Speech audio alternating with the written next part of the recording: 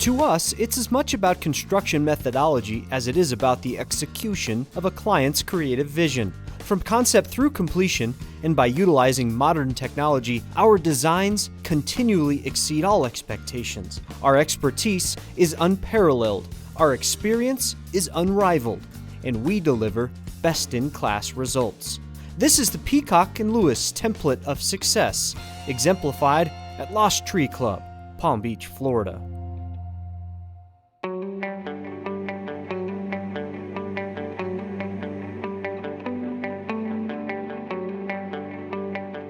Ours is really an understated elegance. The old facilities, some people called them shabby chic, and they had progressed to just shabby. I think the leaders of the club at the time felt that it was time to reinvest in facilities, and they were showing their age. And one of the large impetuses was I did a club capital planning study. And what it showed and informed our membership of was that we would be investing $12 to $14 million over a course of 10 years just to keep what we had in running condition. Therefore, it certainly presented itself as wise to reinvest in a larger, more modern facility. Everybody has competition as part of business reality now, but the important thing is to identify your unique selling points as a club or any industry, and making sure you capitalize on those and reinvest in those strengths, and make sure that the message is clear enough to get to your potential customer. That's what we've done very well with the help of Peacock & Lewis. We are selling a lifestyle. It's as much as I want to believe it's an amenity and all the attributes of that amenity that is going to change the way they live and value their club. We are putting them in a new place, and we are giving them a new opportunity to dream and change their wellness regimen and the way they use the club. Lost Tree was one of the original gated communities to embark upon a fitness and spa center. And they passed the hat and had people, members, really create a club within a club. It became so popular right out of the gate that they quickly did away with the separate dues and rolled it into the club amenities. We said we're going to take what we were doing in the old facility, not only add some more things to it, but create the right space for what we're doing in the old facility now in the new facility. So it really elevated the experience, and again, the member foot traffic through that is critical.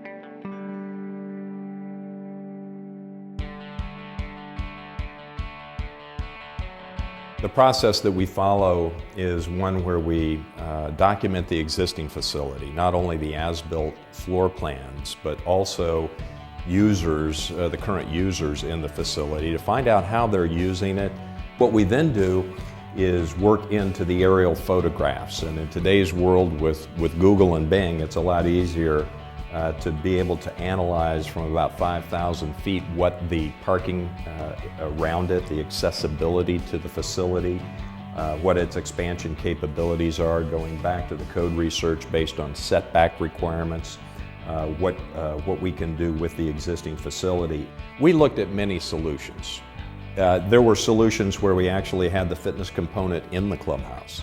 And many believe that that is probably the most efficient way to do it, is put as many amenities under one roof as you can to consolidate space and available space. And many sites are constrained and maybe end up with that solution.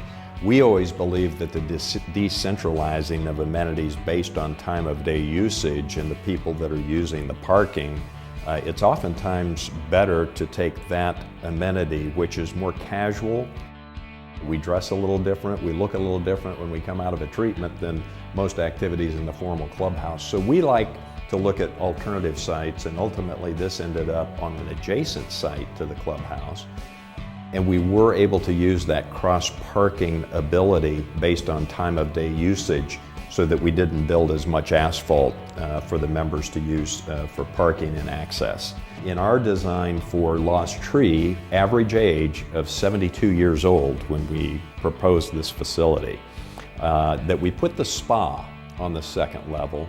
We weren't quite convinced that we had the right size spa, the right number of rooms, but at the point in time that we could work on improving what we had as a layout but we couldn't really increase the fundamental size at that point.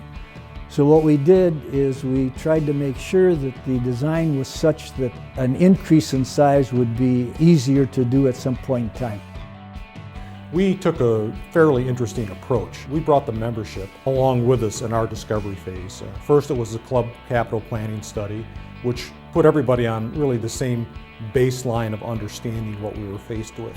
And then we went through the discovery phase of what we could do with the space constraints we had here. And we brought the membership along every step. And while that takes a little bit of additional time, the end result was 94% of our eligible voting members voting, and it passed 4-1. So it really turned out to be a mandate, not any type of tug-of-war within the membership. As part of this review process, we did another thing. We appointed what we called focus leaders.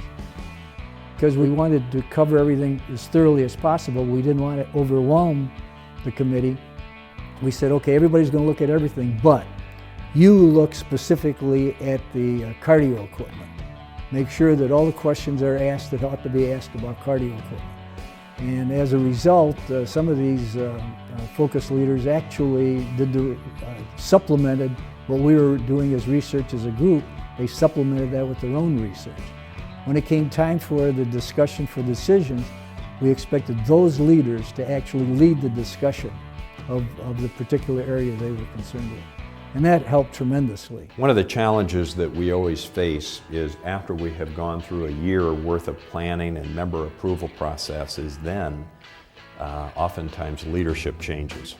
And when the baton gets passed to a new group of members that might want to put their personal stamp or thumbprint on the process, there is a little bit of an education process that goes into the implementation. If we wanted to build a consensus, we were going to start with a fact-driven decision process. And what that meant was we started out with the premise that facts are friendly, and if you can get people with a common objective to look at the same set of facts, you would come to a common decision. And the controversy ought to be eliminated in the process. Now on Lost Tree, the great piece of analysis that that came into being after we had the member approval is that we had to change the program from what was published in the booklet to get the final vote.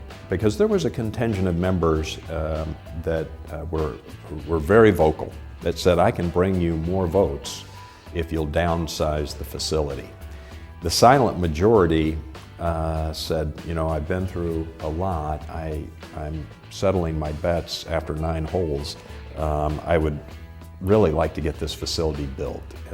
But if my neighbor wants to downsize it a little bit, let's make sure that we design it so it can be expanded back. So we gave them all the facts and figures and data that we had assembled over a 6-month period and let the questions begin. And so they gave us great feedback. And just like you can imagine, as much time as all the experts put into a program, the users oftentimes come up with some really good solutions. And so we did then take that, all the feedback and the data, and we folded it into a presentation. We gave those presentations, got even a few more new ideas, and then ultimately created a booklet that had all of the facts, the figures, the financing, the disruption plan, the time frame, all aspects, and what their return on investment, what they could expect. Welcome to Lost Tree Spa and Fitness. My name is Lynn Hearn. I'm the Director of Spa and Fitness. It's my pleasure to welcome you to our facility. We have here a beautiful operation opened 2 years ago in our new building, 14,000 square feet. Beautiful design by Peacock and Lewis, and really the objective was to provide something in our community so that all members found something that would enhance their health and their well-being.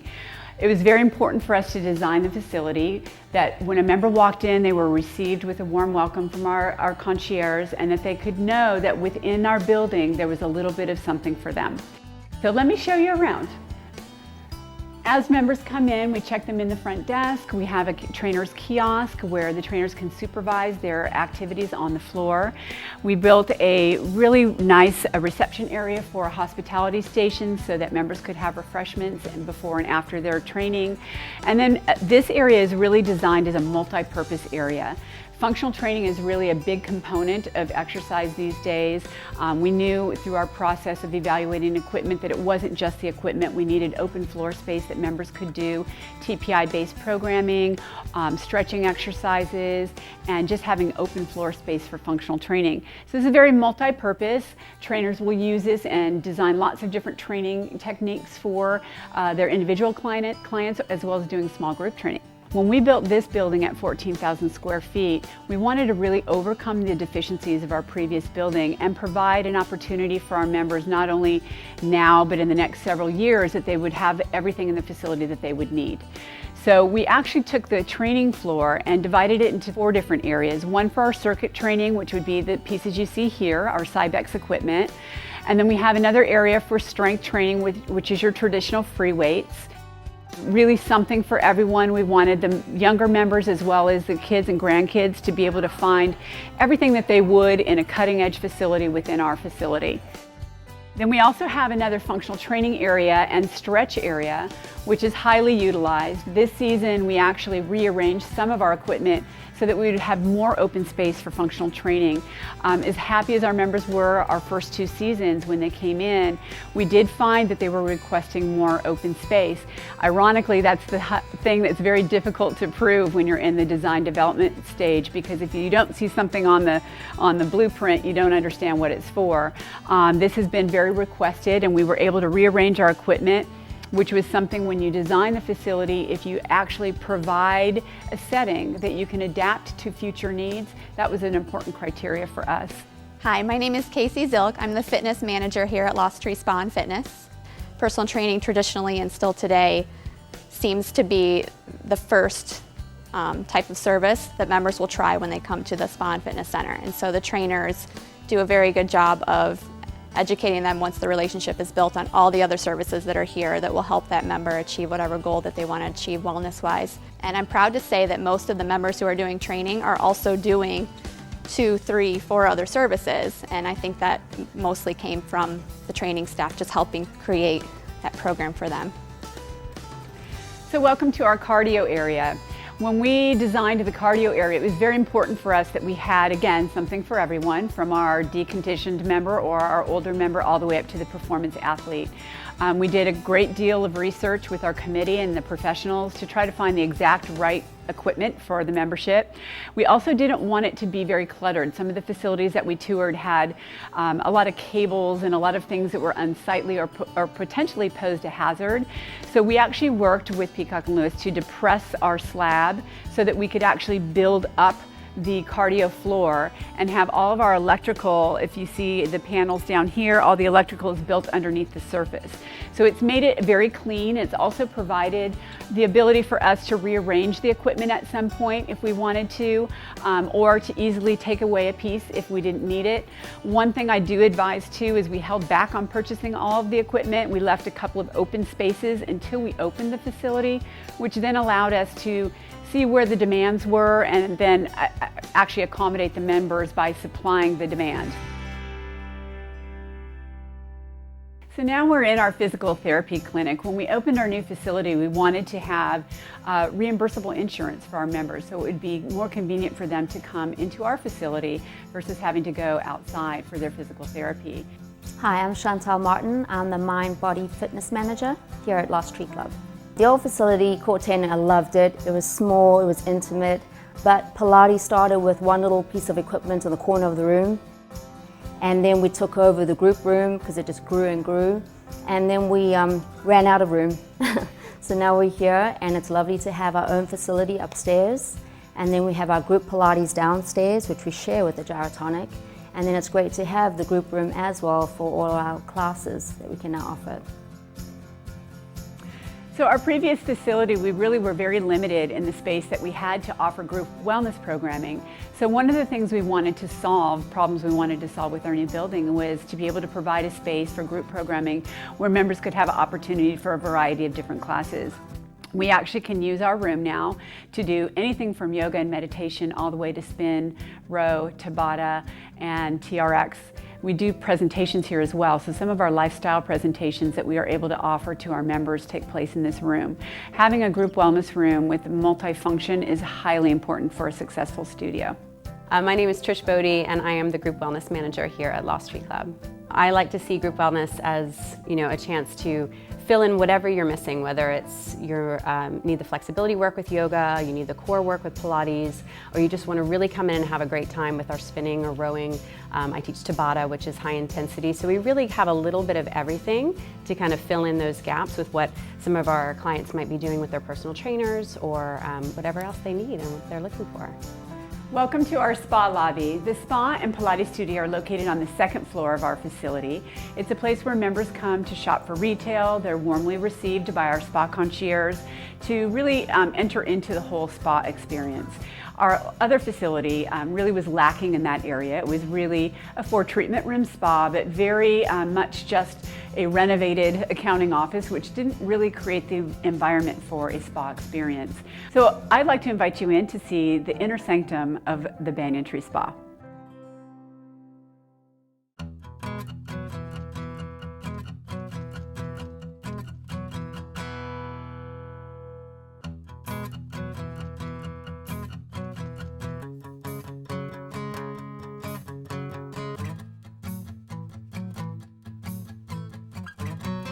As members are welcomed into the spa, they change into their robe and slippers, and our spa attendants offer them a warm neck wrap where they're able to relax in the lounge, offered champagne, espresso, cappuccino, and just a relaxing setting for them prior to their treatment. Hi, my name's Carla Talbert, and I am the spa manager here at the Banyan Tree Spa at Lost Tree Club. The membership, they just come and they sit in the lounge and they just go, ah, and they're just they're so excited that they can come here and they don't have to, they can ride their bicycles over here, they can walk over here and come into this serene, quiet space that they have told me they have been travel all around the world. They've gotten treatments done in many very gorgeous hotels in many countries, and this is right up there along with it. And they're so happy that this is in their community and it's accessible to them anytime. This is our Cypress treatment room. The Cypress room is able to actually do body treatments. When we designed the rooms, it was very important for us to have rooms that would accommodate multiple treatments, both skincare as well as body treatments. We have an in-room shower, and we wanted to be able to have the rooms have a luxurious space. Our previous rooms were extremely small and really did not give the spa experience an opportunity that we have now with a very spacious rooms. So we did not have a locker room in our previous facility, or it was a very small closet, and it was important to us to now have a spacious area where members could really enjoy the spa. So we did create a steam shower, and members can come in and have aromatherapy steam before or after their treatment, and just a very lovely facility where they can make the spa their home. Thank you for joining us for a tour of our facility. We're very proud of Lost Tree Spa and Fitness. It's been 16 years of a wellness evolution here. Our members are thrilled to have the facility. I personally thank so many other facilities that we toured along the way in creating our dream facility. We have every year we are finding what's new to bring something different to our membership, so we aren't done growing. I wish everyone out there the best of luck in your evolution of your wellness facility.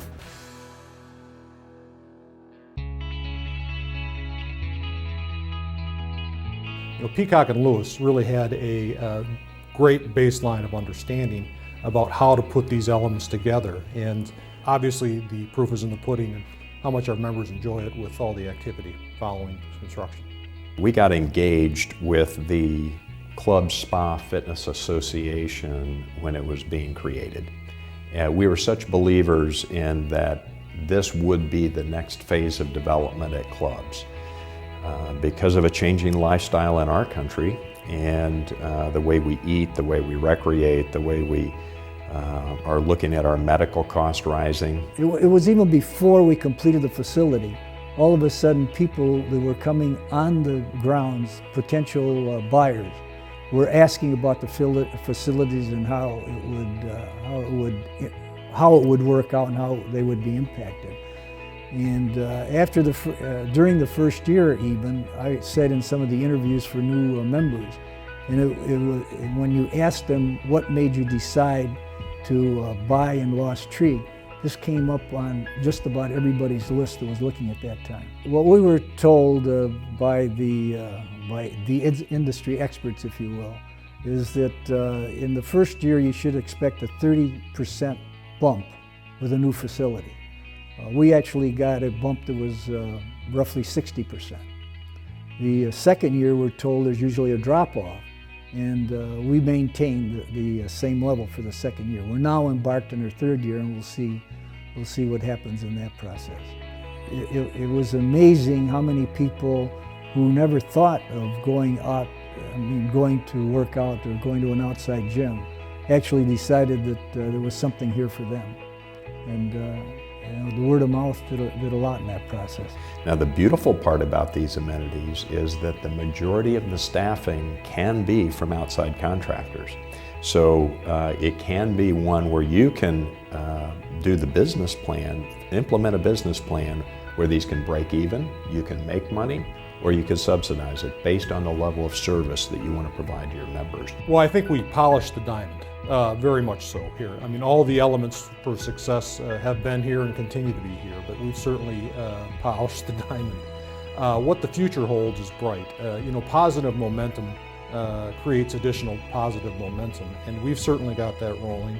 And it shows the importance of reinvesting in your facility, keeping things fresh, particularly in the luxury market. In the luxury club market, you have to provide value. Engagement, relaxation, experiential enjoyment are all critical factors, and with new, more modernized facilities, we're getting all of those.